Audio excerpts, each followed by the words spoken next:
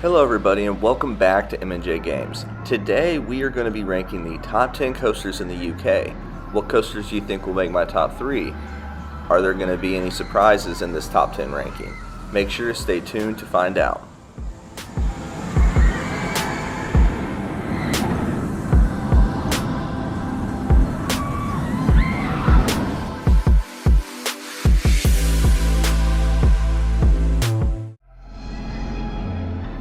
Welcome back to the channel, and for those of you that don't know, my name is Michael, and as I said, today we're going to be looking at the top 10 coasters in the UK.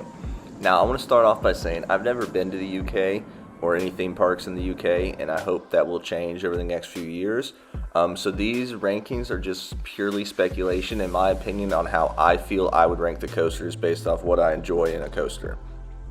Also, I want to state that I'm sure my opinion will differ from some of yours. So remember, this is just an opinion, and I would love to hear your thoughts. And for those of you that have maybe ridden on a coaster that I might have lower, why do you think I should have it higher? What makes it stand out?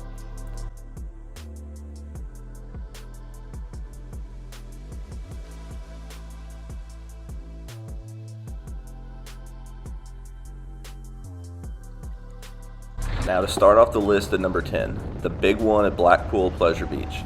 This coaster looks beautiful on the sideline as it looks like it traverses throughout the edge of at least half of the park. The big one was created by Aerodynamics in 1994 and it opened to the public as the tallest and steepest drop in the world. If you have watched some of my previous coaster videos or vlogs, you know that I prefer big drops and airtime over to inversions and launches on coasters. So if I'm a fan of hypercoasters, why not have the only hyper in the UK on my top 10 list? In terms of layout, it looks subpar to a similar coaster, a Magnum XL 200 at Cedar Point. The first drop looks intense, but afterwards there's a lot of long, drawn-out hills and turns. The layout is not one that stands out, but this is number 10 on my list simply because of that first drop.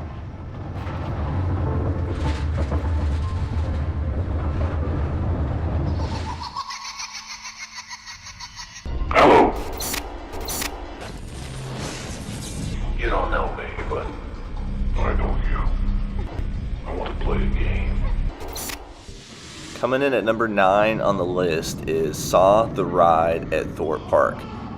As somebody who really enjoyed the Saw series, how can I not have Saw at Thorpe Park on my list? The theming looks incredible, along with the whole concept of the ride. The idea or the kind of dark part of the ride being indoors with more of a kind of show reminds me of Mystery Mountain Dollywood, just to a more creepy effect.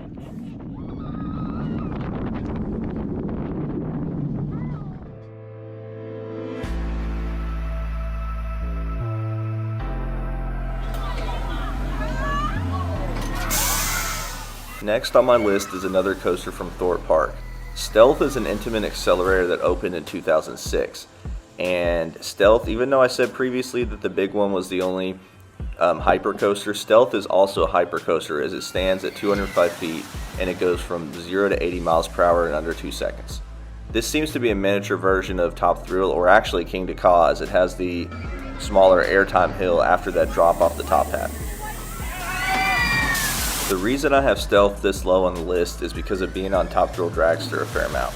Now this launch is powerful and does reach a fast speed, topping out at 8 miles per hour, but I feel that the intimate accelerator coasters can never be too high on the rankings as they are extremely short and they do provide some intensity that other rides maybe don't, but that's all it provides. And so I feel like after being on Top Thrill Dragster a fair amount, going on Stealth would be really cool, but it seems to be more of a miniature version of it.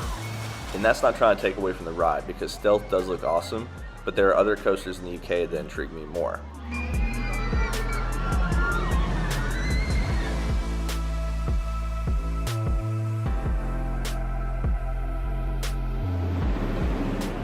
Next on my list at number 7 is Galactica at Alton Towers.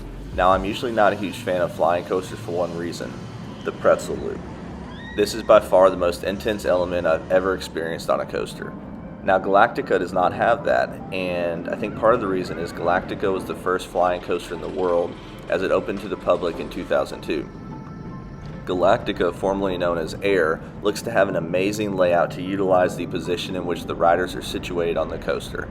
Since Alton Towers has a height restriction limit, Galactica was masterfully designed as a terrain coaster, as there is no true first drop like we normally see on coasters. The entire layout seems to keep the coaster low to the ground, giving you a true sensation of flying. The element that stands out to me is the first inversion. Right after that first section, you start a 0G roll, but stop when you are upside down, laying on your back. The layout keeps you in that position for a few elements before flipping you back into the flying position. B&M did a masterful job with this design and layout. Flying coasters since have become larger and more intense, but this one still seems to me like possibly the best because of its design and how it uses the terrain. Flying coasters more than any model seem to be better when the terrain is used as part of that design.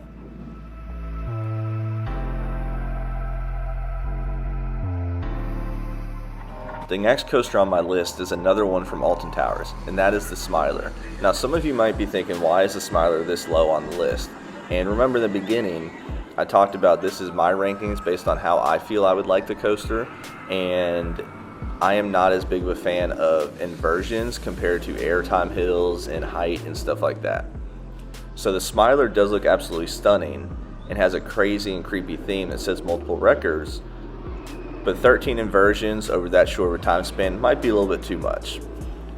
Once again, this coaster is beautifully designed as it has the tallest drop of 98 feet and it only reaches a max speed of 58 miles per hour. The Smiler opened as the first Gerstlauer Infinity coaster in 2013 and it's received a ton of praise since then. The layout consists of both a vertical lift hill and traditional lift hill, and the reason I have it lower in my rankings is honestly I don't know if I will really enjoy going upside down 13 times in under 2 minutes. Also, I am not as experienced with Gerstlauer, kind of like I said previously, so I just don't know too much of what to expect because I've got mixed views on them based on the two coasters that I've ridden. Who knows, once I get to the UK and ride the Smiler, it might be higher up on my list, but for now it sits at number 6.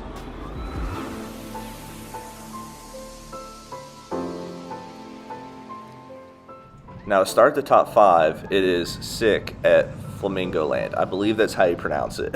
Sick lasts just above a minute and it inverts 10 times over that short span. Hence why it's given the nickname of the 10 inversion coaster. Now Sick is located at Flamingo Land and opened this year to the public, and it was manufactured by Intamin, and I've heard mixed reviews on it since it opened. Now, you might be wondering, why is this coaster higher than the Smiler when it goes upside down more in a shorter time span? The reason is because of the types of inversions that it has. The layout where you do that 4 straight heartline rolls looks absolutely incredible to experience. That combination of inversions looks so insane, and the views you get are just amazing. I think this has only been done on 1 or 2 other coasters, and I believe both of them are in Asia. Is this coaster better than the Smiler? I mean, I would say probably not, but for now, when I haven't ridden either of them, this is going to be higher up on my list because of those 4 straight heartline rolls.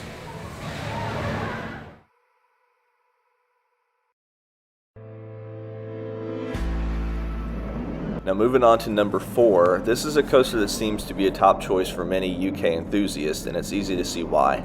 Nemesis. Like Galactica, is the true definition of a train coaster. Nemesis is also at Alton Towers, and it was the first B&M invert coaster outside of the US when it opened in 1994.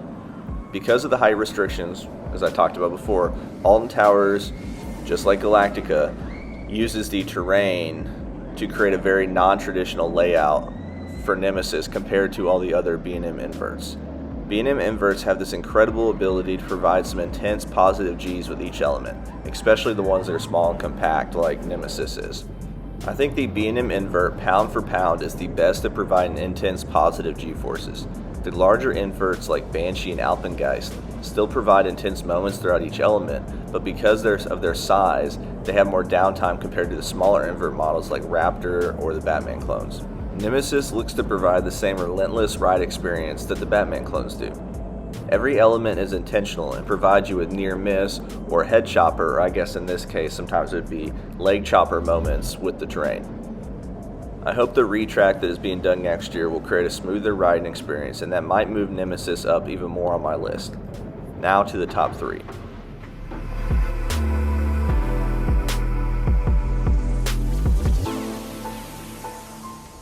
Icon, Blackpool Pleasure Beach's most recent coaster, is number 3 on my list. Icon is a Mack multi-launch coaster that opened in 2018. The layout and placement of Icon looks great and stunning as it interacts with the paths and the big one. Icon launches you to a max speed of 53 miles per hour and a max height of 88 feet. On the first hill after the first launch, Icon has 2 inversions and multiple moments of airtime. The layout seems to be focused on quick, snappy transitions and small moments of what I'm guessing is ejector airtime. Watching a POV, this coaster looks to have a strong layout and provide a good mix of positive and negative Gs. My only question is, how forceful is the launch? I have been on 2 Mack coasters, Time Traveler and Copperhead Strike. The launches on both those coasters are not very forceful and honestly not very impressive. What saves Time Traveler is the spinning aspect. I was unimpressed with Copperhead Strike, though Copperhead Strike did provide good moments of ejector airtime, so I assumed that Icon would provide the same. Icon also seems to have more snappy transitions incorporated than other Mack coasters that I've been on. It also seems to keep lower to the ground, which always gives you the sensation of traveling faster than you are. Another cool element that Mack added this year was the spinning back row, given the nickname Enzo. This new addition to the experience seems like a really cool addition to the ride. Although it is an upcharge, I do feel that it would be worth it, as it might provide the same ride experience as the Mack Extreme Spinners. I know a few of my UK friends say Icon is their favorite UK coaster, and it might very well be. For now, the reason it's number 3 is due to my experience with Mack launches. Maybe Icon is different, but for now it sits at number 3.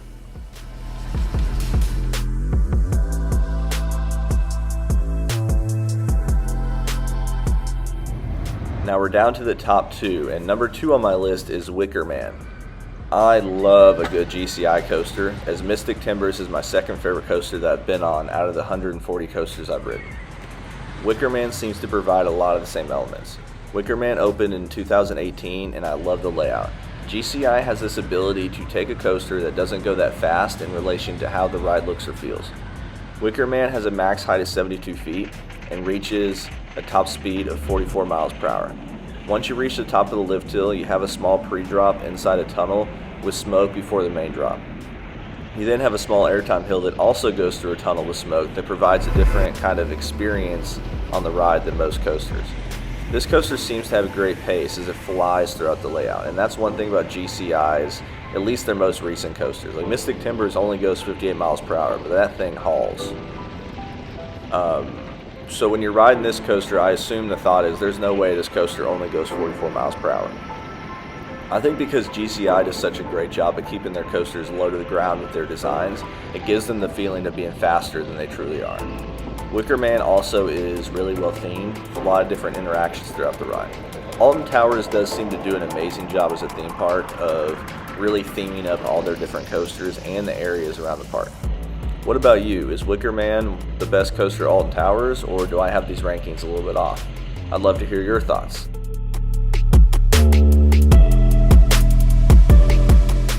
So now number 1, and this is the Swarm at Thorpe Park. Now the Swarm is the only B&M wing coaster in the UK, and it opened in 2012. Thankfully, I got to ride all 4 of the B&M wing coasters in the US this summer, and I think this model is a really underrated coaster model. I loved all 4 of the wing coasters in the US, and if you want to, check out my video that I recently released if you want to see how I rank those wing coasters. Now, back to the Swarm. This wing coaster stands 127 feet tall, which seems to be on the smaller end of wing coasters, and reaches a max speed of 59 miles per hour.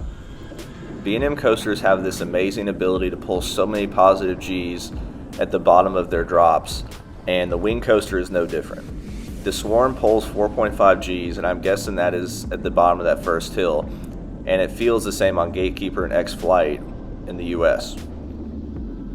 The first drop is your traditional dive drop, and if you sit on the right side in the back row, you'll get whipped over the top on that first drop in a way that is so unique and really adds to the experience, because when you turn into that drop, you're turning left. So if you're on the right side, you get flipped way up above the track. The Swarm has 4 inversions, with the best one possibly being the inline twist at the end. I wish all wing coasters had this element, as Thunderbird at Holiday World also has it, and it is the best element on that coaster. You really get some good hang time on this element, and I'm sure it's the same on the Swarm.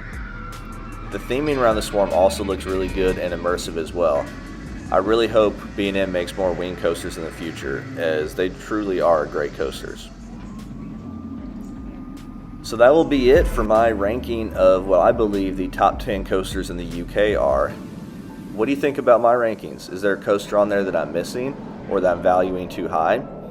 I would love to hear from you and get your feedback. I hope to visit these parks in the UK sometime, and hopefully Project Exodus will be an elite coaster that lives up to the expectations. Consider subscribing for more content. Thank you so much for watching and for your support, and hope you have a wonderful rest of your day.